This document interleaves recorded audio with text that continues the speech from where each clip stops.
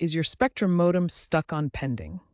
This means it's connected to Spectrum's network, but hasn't been fully activated due to its place in Spectrum's activation queue. This often happens during new setups, account changes, or after outages. First, power cycle your modem. Unplug it for 30 seconds, then plug it back in.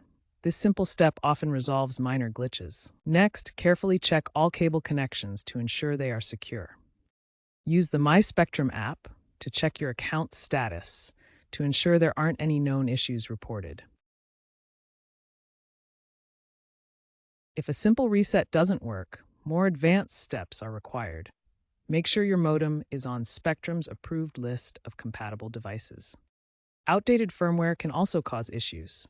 Some modems update automatically, but you can check manually via your modem's web interface, often at 192.168.100.1.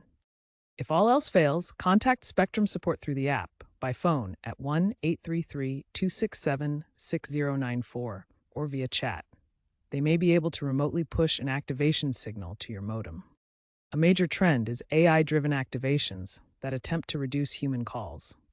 In the future, Spectrum plans to fully automate activations using 5G edge computing, potentially eliminating activation queues for most users.